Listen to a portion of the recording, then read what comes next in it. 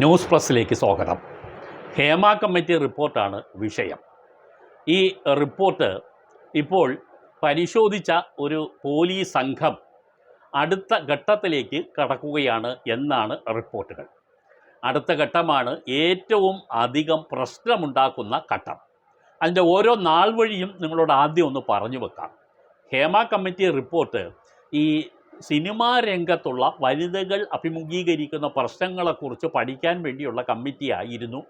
ആ കമ്മിറ്റി ഈ പ്രത്യേകിച്ച് ഈ രംഗത്തുള്ള വനിതകളുടെയൊക്കെ മൊഴിയെടുത്തു എന്ന് പറഞ്ഞാൽ കമ്മിറ്റിയുടെ മുമ്പാകെ അവർക്ക് പറയാനുള്ളത് പറയാൻ അവസരം കൊടുത്തു. പറഞ്ഞതെല്ലാം കമ്മിറ്റി റെക്കോർഡ് ചെയ്യുകയും ചെയ്തു. എല്ലാം റെക്കോർഡ് ചെയ്ത് കമ്മിറ്റി തയ്യാറാക്കിയപ്പോൾ ഈ കമ്മിറ്റിയുടെ റിപ്പോർട്ടിൻ്റെ പേജ് 4000 ആയി എന്നുള്ളതാണ്. 4000 പേജുള്ള ഒരു കമ്മിറ്റി റിപ്പോർട്ട്. ഈ റിപ്പോർട്ടിൻ്റെ കുറേ ഭാഗങ്ങളൊക്കെ തന്നെ നമ്മുടെ സംസ്ഥാന സർക്കാരിൻ്റെ ആഭ്യന്തര വിഭാഗം പുറത്തുവിട്ടില്ല.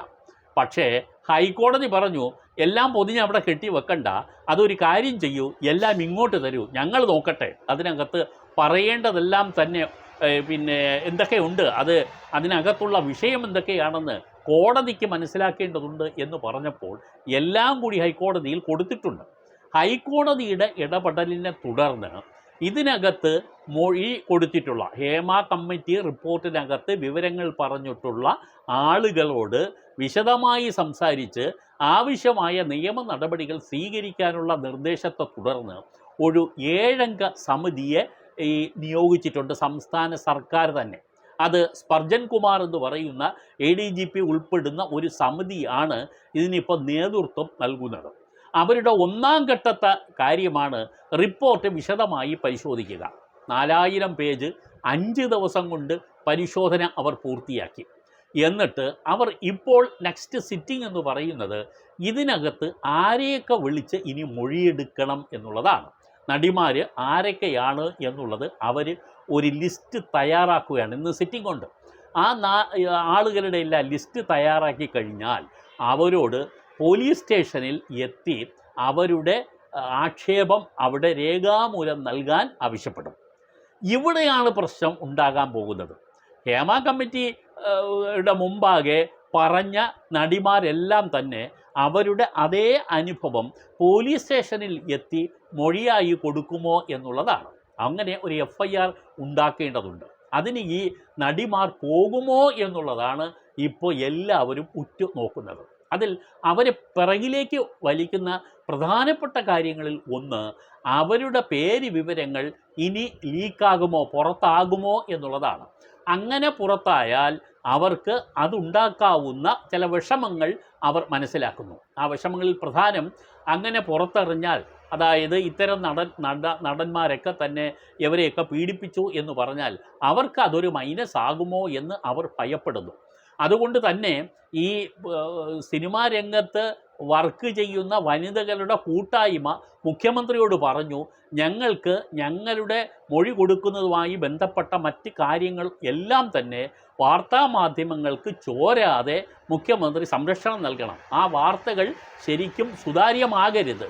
അവർ നൽകുന്ന മൊഴികളെ സംബന്ധിച്ച വിവരങ്ങളോ പേര് വിവരങ്ങളോ പുറത്ത് വരരുത് എന്ന് മുഖ്യമന്ത്രി പ്രത്യേകിച്ച് നിർദ്ദേശം കൊടുക്കണമെന്ന് പറഞ്ഞു. മുഖ്യമന്ത്രി അത് കൊടുക്കുകയും ചെയ്തു. സ്വാഭാവികമായിട്ടും അത് ചെയ്തത് നല്ല കാര്യമെന്ന് പറയാതെ വയ്യ.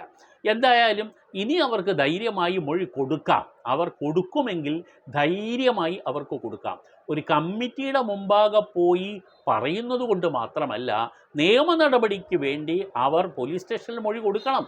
പോലീസ് സ്റ്റേഷനിൽ നിന്നാണ് കേസ് രജിസ്റ്റർ ചെയ്ത് ബാക്കി കാര്യങ്ങൾ മുമ്പോട്ട് പോകാനായിട്ടുള്ളത്.